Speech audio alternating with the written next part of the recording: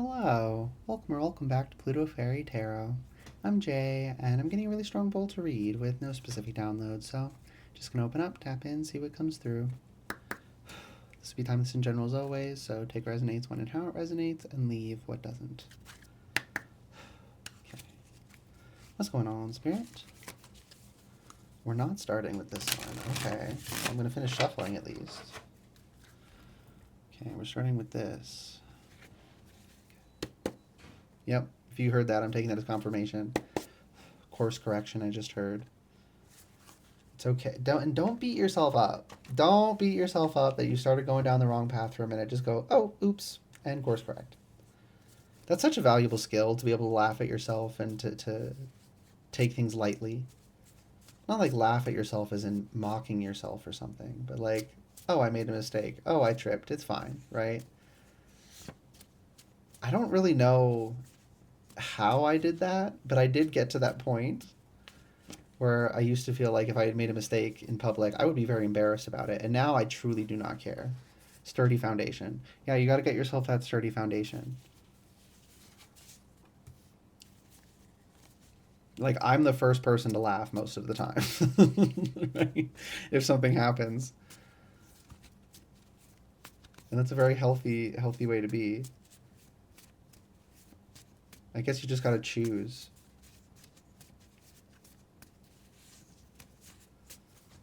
It feels like the cards are getting sticky. Not like literally physically, but like energetically, there's some clinging going on.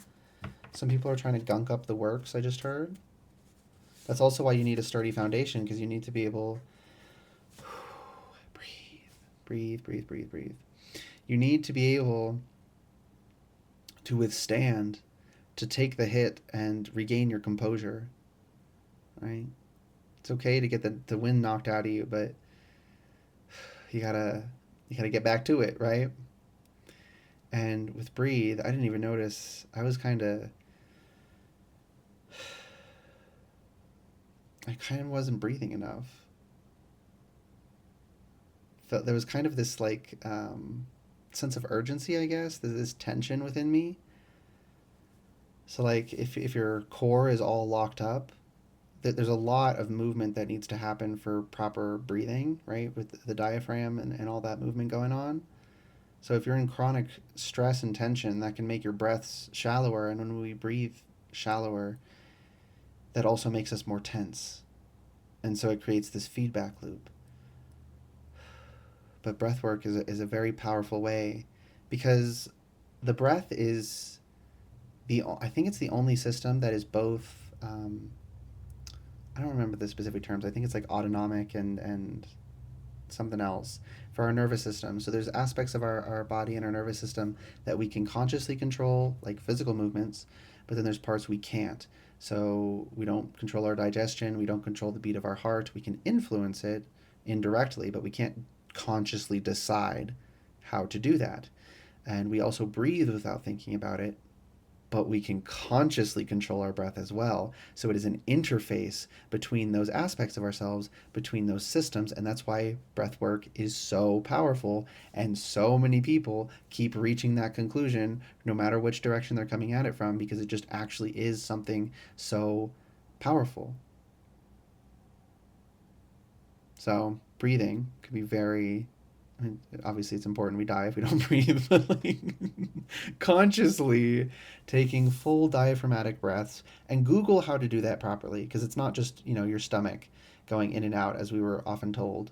I am so mad that that's the way people would say it, because that sounds like you push your stomach in and out. No, your stomach goes in and out a little bit when you breathe properly with your diaphragm, but your diaphragm is actually pushing out and down on your entire core, not just pushing your stomach out.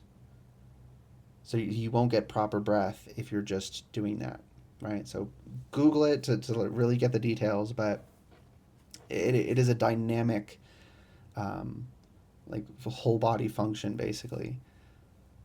So there's more at play than it seems like as well, is what I'm hearing. And you don't have to. So they're saying, don't worry about it. You don't got to worry about most of this. You just got to do your part. And right now, your part is to breathe, is to get yourself sturdy, is to get yourself safe, is to do your very best to relax. Oh my gosh.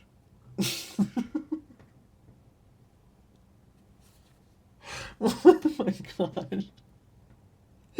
That was a really, really intense chill I just got. Um, I don't normally get those when I'm reading. When I do, they're very strong confirmation, and that was a particularly strong one. Holy crap. That literally scared me, like how intensely I jolted there. Um, yeah, you might get taken by surprise, and then you're going to be surprised how well you handled it. Like, that happens to me actually pretty regularly. Um, how much of this can I share? Oh, I don't have to worry about it anyway. I can just say all of it straight up. I am severely traumatized. I am fucked up.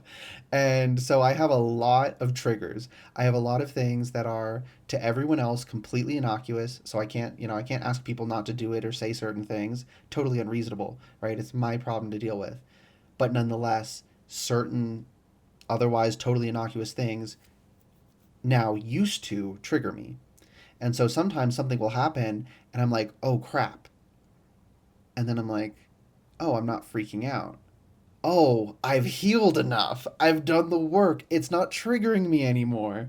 And I get really excited and I'm surprised. That's happened so many times, especially over recent years because the work's really been paying off. I've been working on myself. Damn. Almost 2 decades now. That's crazy. Oh my goodness. Patience is so important, y'all. It really does pay off. I wish I wish that wasn't what I had to tell you, but it does get better if you put in the work. That's something else that pisses me off is when people would just tell me, "Oh, it gets better." No, you make it better. Yeah, technically it gets better, but it gets better because you make it better. If you don't, it doesn't. It just doesn't. And telling people that, oh, it just gets better is so cruel because that's not actually going to help them. I want you to actually improve. I want you to actually overcome your issues. So I'm going to be for real with you. That's why I channel in radical honesty. You make it better by putting in the damn work and doing the damn thing.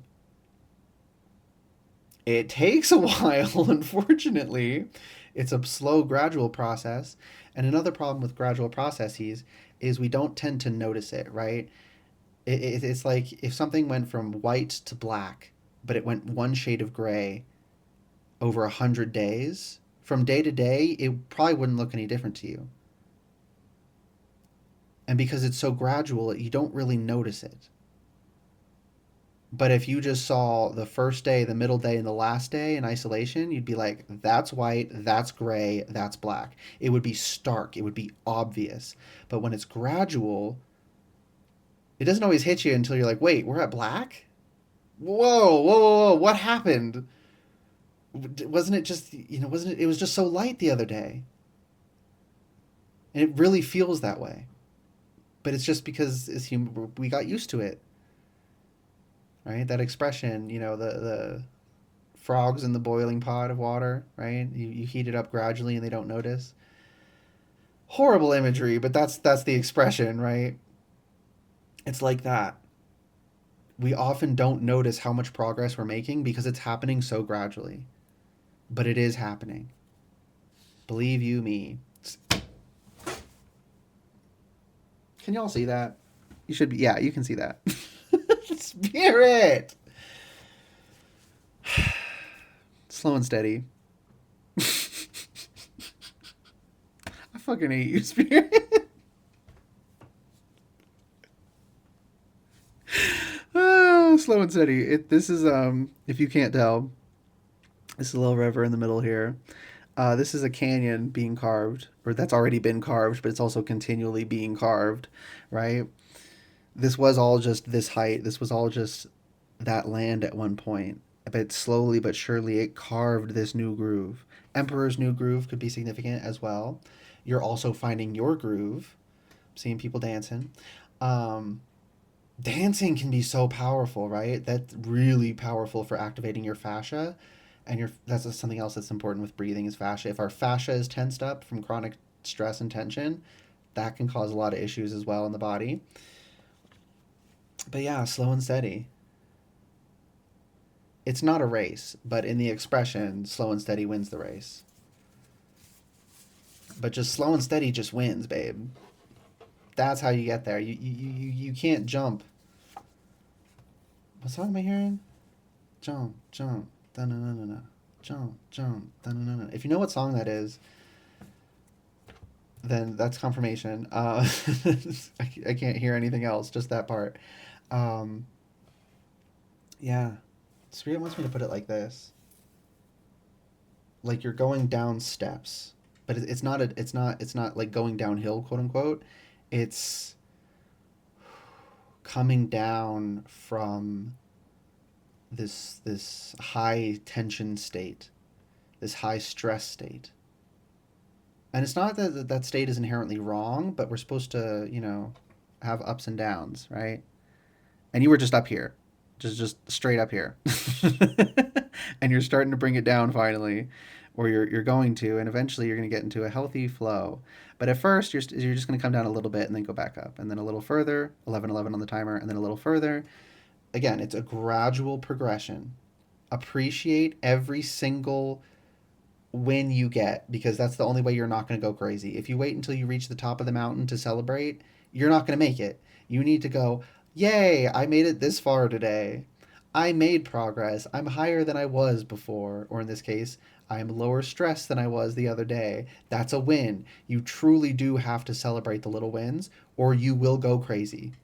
Speaking from experience and observation, you will lose your mind if you do not celebrate. Humans need that. There's a reason everyone keeps coming to the conclusion that we should have holidays, that we should have festivals, that we should have celebrations, that we should pay attention to the flow of the year. They're trying to disconnect us from that nowadays, but that's a universal thing, right? Pretty much. And there's wisdom in that.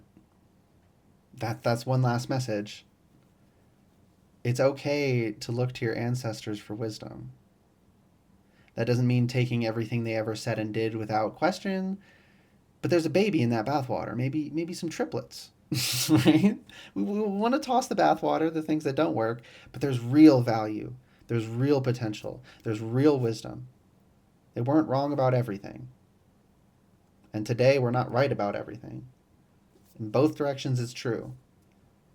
But I'm really picking up on this feeling of like, well, but they didn't know all this in the past. Yeah, but it doesn't mean they didn't know anything. So it's okay to look to them. Also, for your spiritual practices, we're going to resonate with certain practices that were naturally practiced by our ancestors, just because they're our ancestors. So that's something else they really want us disconnected from nowadays, right? Like most people say pagan as like a slur. There's a reason for that. That concept has been so demonized for a reason, because they don't want you to have access to your actual natural healthy spiritual practice, what works for you. And that's the end of the reading. So I hope that reading resonated and was helpful for you.